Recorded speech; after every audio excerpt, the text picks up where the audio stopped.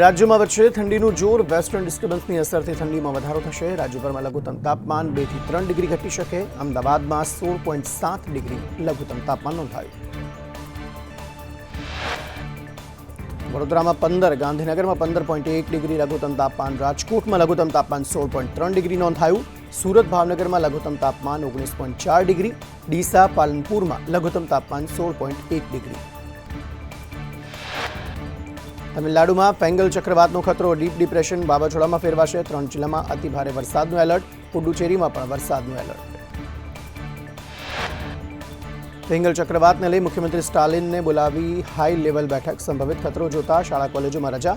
પ્રભાવિત વિસ્તારોમાં NDRF, SDRF તૈનાત. માછીમારોને દરિયો ન ખેડવા સૂચના. તમિલનાડુના નાગપટ્ટિનમ શહેરના અનેક વિસ્તારોમાં વરસાદ. ભારે વરસાદને લઈ આઈએમડીએ તમિલનાડુમાં રેડ એલર્ટ જાહેર કર્યું. તમિલનાડુમાં અવિરત વરસાદને લઈ તિરુચિરાપલ્લી જિલ્લાની શાળા કોલેજોમાં રજા જાહેર. તિરુચિરાપલ્લી જિલ્લા કલેક્ટર પ્રદીપ કુમારે રેડ એલર્ટને લઈ રજા જાહેર કરી. ખ્યાતિકાંડના ચિરાગ પટેલ સહિતના આરોપીને ગ્રામ્ય કોર્ટમાં રજૂ કરાશે. ક્રાઇમ બ્રાન્ચ કોર્ટમાં માંગી શકે 14 દિવસ રિમાન્ડ. કાર્તિક પટેલ, રાજશ્રી કોઠારી, સંજય પટોલિયા ફરાર. ખ્યાતિ હોસ્પિટલે 70% આવક પીએમજે યોજનાથી કરી હોવાનો ખુલાસો. 3 વર્ષમાં પીએમજે યોજનાથી 23 કરોડ રૂપિયા વસૂલ્યા. 4,947 દર્દીઓની સારવારના નામે કરોડો પડાવ્યા. ખ્યાતિકાંડને લઈ આરોગ્ય વિભાગ ખેડામાં કરશે તપાસ. આરોપીની ખેડામાં સૂચક હાજરી બાદ કરાશે તપાસ. ખેડામાં પીએમજે હેઠળની 15 જેટલી હોસ્પિટલો. છાશવારે ખેડા જિલ્લામાં કેમ્પના થતા હતા આયોજન. સરદાર ધામ અને ખોડલધામ વિવાદને લઈ બંને સંસ્થાના આગેવાન વચ્ચે મળી શકે છે બેઠક. બંને સંસ્થાઓ વચ્ચે સમાધાન મુદ્દે મળી શકે બેઠક. જયંતિ સરદાર પર હુમલાને આગેવાનોએ વ્યક્તિગત ગણાવ્યો. સીએમ ભૂપેન્દ્ર પટેલની અધ્યક્ષતામાં કેબિનેટ બેઠક. ખ્યાતિકાંડ અને પાટણ બાળ તસ્કરી મુદ્દે ચર્ચા કરાશે. ખાનગી હોસ્પિટલ માટેની માર્ગદર્શિકા મુદ્દે ચર્ચા થશે.